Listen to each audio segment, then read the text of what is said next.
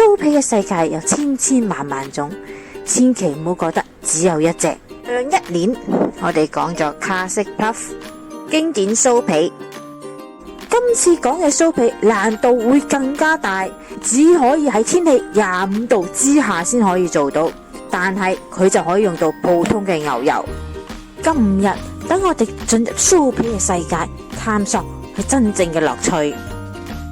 喺開始之前，請 follow 我哋嘅頻道啦。喵！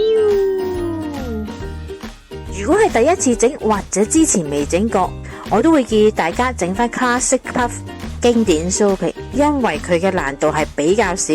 如果你需要一啲酥皮係防水度非常之高，鬆脆度亦都非常之高，Inverse Puff 就非常之適合你。整酥皮材料都係嗰幾樣，牛油，好多好多嘅牛油，一啲冇鹽嘅牛油，而且放度要係82% 以上。會先由油皮做起，可以選擇低筋或者中筋麵粉。今次我就會用到大機，因為我嘅份量都幾大下。牛油室溫放軟，攪至糊狀，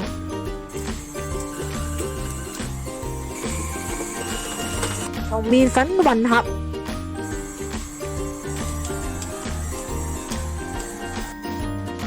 準備個鐵盤，牛油放入，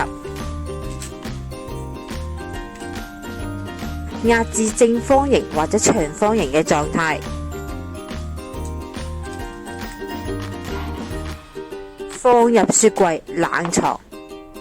再嚟內皮嘅部分，低筋麵粉、鹽、牛油搓成沙粒狀，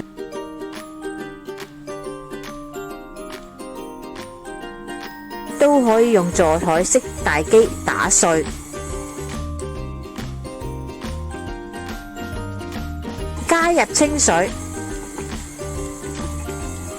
攪至成團。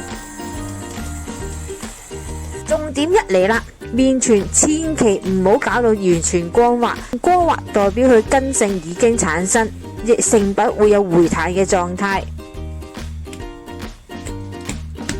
牛油同麵團嘅 size 應該係差唔多。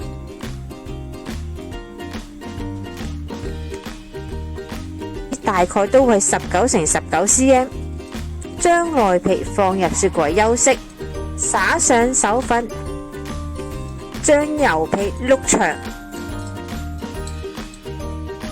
牛油喺呢個份量佔得70%，所以佢會溶得非常之快。手粉同埋速度變得非常之重要，發覺開始變溶都要即刻擺返入雪櫃。大概會係長度40乘闊度19 cm， 將麵團放入油皮包含，一隻油皮在外，麵團在內嘅方法就係叫做 Inverse Puff。用保鮮紙包含，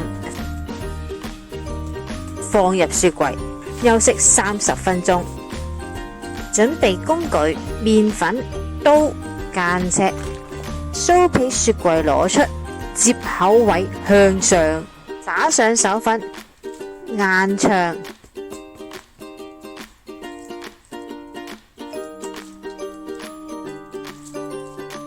今次接呢就唔係再係 single fold， 而係 double fold， 所以我哋嘅目標就會係76 cm 長。將兩邊接向中間，突出嘅地方可以界開。放返入中間，再對接，放入雪櫃，再休息30分鐘。步驟重複4次，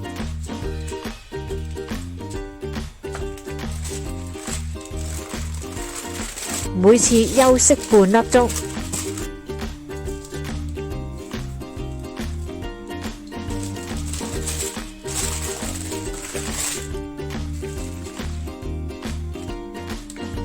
橫切面去睇，可以明顯見到佢有一層層分開，咁樣先叫做成功。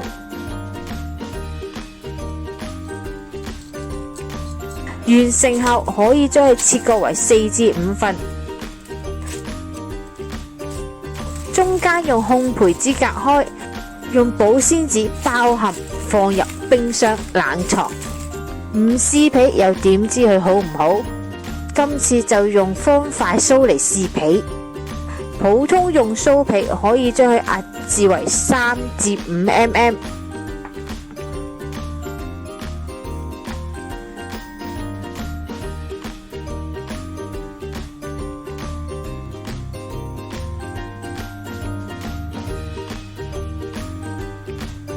灑上糖粉，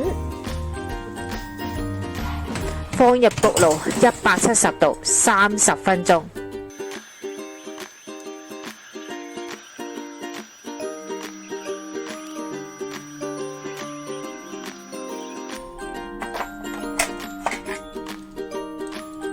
會見佢有明顯嘅一層層分開，由0.5 cm 可以升至為2 cm， 升幅係3倍。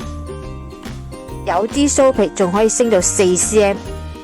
佢有幾樣特點，佢係油包皮，又係有防水嘅特性，佢防水效果係會比 Classic 更加之好。佢可以比薯片更鬆脆，輕輕一按唔使用力，你都可以聽到佢有幾脆。